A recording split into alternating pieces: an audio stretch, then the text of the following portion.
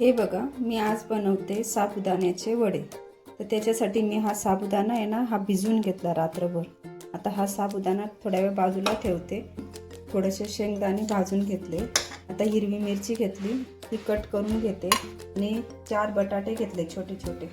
ते मी कुकरला लावून उकळून घेते.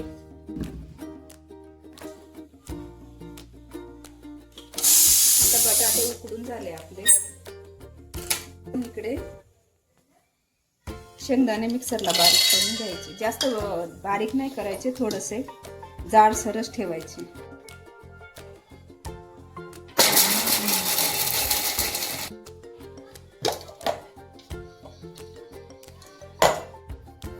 हे बघा, हे असे जाड सरस ठेवलेले.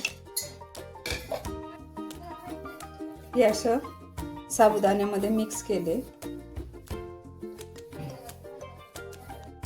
आता ही मिरची आहे ना, ही मी बारीक जरी कापून घेतली, ही 4-5च अशी टाकणार आहे. बाकीची आहे ना, मी थोडीशी मिक्सरला फिरवून घेणार आहे. हे बघा,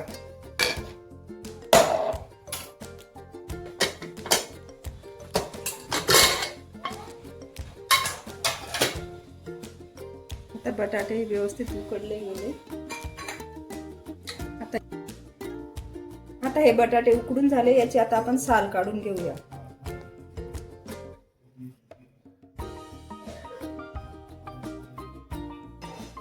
आता हे बटाटे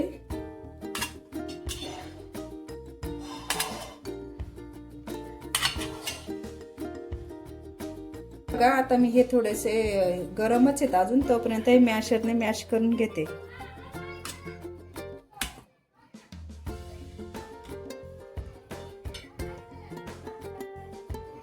तर त्याच्यात आपण तेल टाकून घेऊया.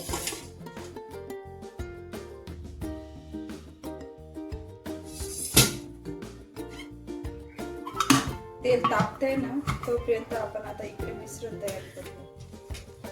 आता हे बटाटे आपण मॅशरने असे व्यवस्थित बारीक करून घेतले.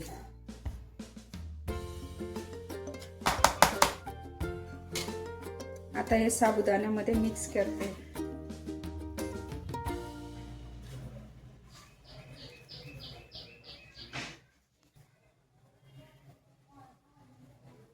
चवीनुसार मीठ. याच्यामध्ये ना कुकिंग सोडा आहे ना, मी थोडासाच टाकते ऍक्टिव्ह होण्यासाठी. जास्त नाही टाकायचा, नाही तर आपले वडे विरघळू शकतात.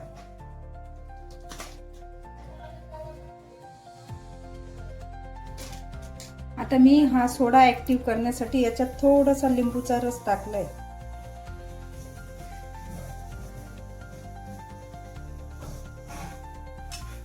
आता याच्यात आपण घालून घेऊया आणि आता हे नीट मिक्स करायचंय. हे पूर्ण मॅश करायचंय. शक्यतो ते चमच्याने होणारच नाही, हाताने बघा. आता हे मी नीट हाताने व्यवस्थित मिक्स करून घेते. आता समजा तुमच्याकडे जर उपवास नसेल तर तुम्ही याच्यात कोथिंबीर, जिरे हे पण टाकू शकता, पण आमच्याकडे आम्ही हे उपवासाला खात नाही म्हणून हे नाही टाकत. आता हे बघा, आता असे छोटे छोटे गोळे तयार करायचे आहेत. तुम्ही वाटल्यास तेल लावू शकता, नाही तेल लावलं तरी चालेल. पण हे वडे थोडेसे जास्त पातळच करायचे, म्हणजे मध्ये ना खायला थोडे असे छान लागतात, नाही का. जास्त जाड नाही करायचे. अशा प्रकारे मी सर्व वडे थापून घेते. हे मिश्रण आहे ना, हे शक्यतोवर हे असं छान मेल्ट करायचं आणि नंतर आहे ना त्याला गोल करायचं आणि मग नंतर असं करायचं. म्हणजे याच्याने ना वडा खूप मस्त मऊ आणि लुसलुसीत होतो. अशा प्रकारे हे मी बनवून घेतले वडे. आता मी इथं तेल गरम करत ठेवते. तर त्याच्यात मी हे वडे टाकून घेते.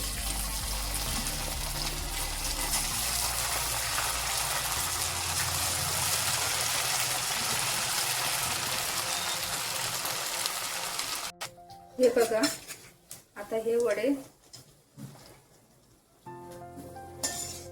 छान झाले बघा.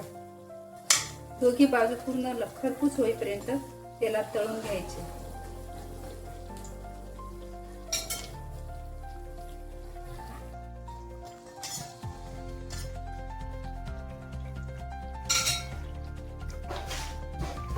हे बघा, अशा प्रकारे आपले वडे किती छान आणि सुंदर झाले बघा. सर्व बाजूने व्यवस्थित झाले.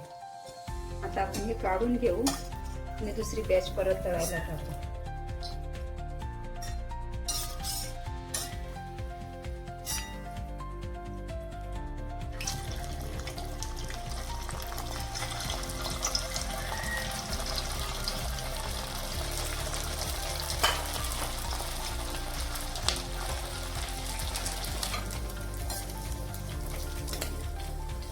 हे बघा, एक पण वडा आपला तेलात ना तुटला ना विरघळला. एकदम छान आणि व्यवस्थित झाले बघा. आता श्रावण महिना येतोच आहे ना, तर भरपूर उपवास असतील. हे बघा किती छान झाले बघा. हे बघा, ही दुसरी बॅच पण आपली खूप छान झाली ना, मस्त झाले एकदम. साबुदाणा वडा कोणाला नाही आवडत, प्रत्येकालाच आवडतो है की नाही. मला तर असे चटपटीत पदार्थ खायला खूप आवडतात. आता हे वडे परत मी काढून घेते. तेल पूर्ण त्यांचं काढून घ्यायचं.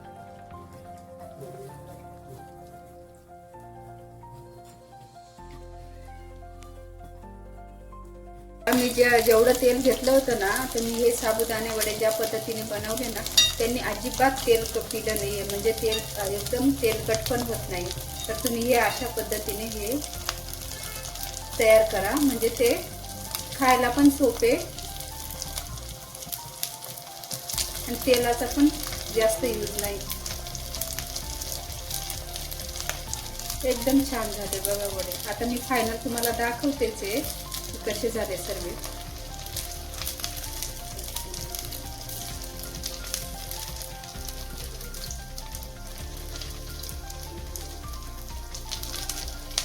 हे बघा, आता मी ही चटणी बनवते. त्याच्यासाठी हे वड्यांचंच तेल गरम होतं, ते घेतलं मी. आता तेल गरम होऊ देते. जिरं टाकून घेते. जिरं व्यवस्थित फुललं का त्याच्यात ना मी थोडीशी मिरची वाटून घेतली आणि थोडी जाड घेतली. तुम्हाला जशी आवडत असेल ना तशी घेऊ शकता. उकडून घेतलेला आहे मी हा. आता इथं याच्यात मिक्स करणार आहे, कारण की याच्याने चटणी खूप छान टेस्टी होते.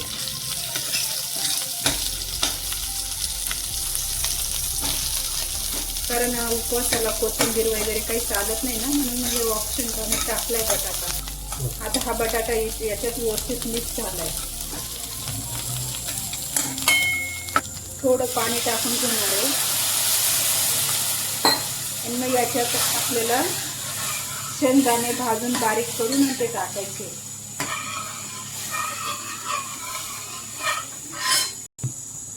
चवीनुसार मीठ.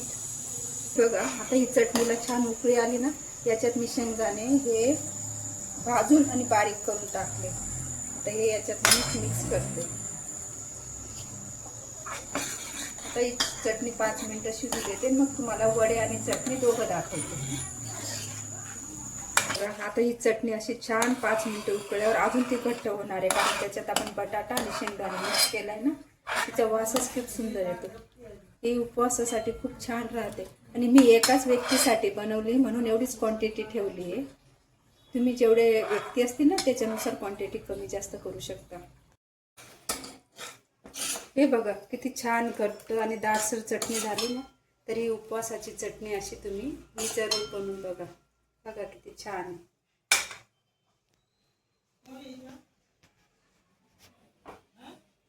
हे बघा, हे आपले असे साबुदाणा वडे रेडी झाले खायला. किती झटपट झाले ना.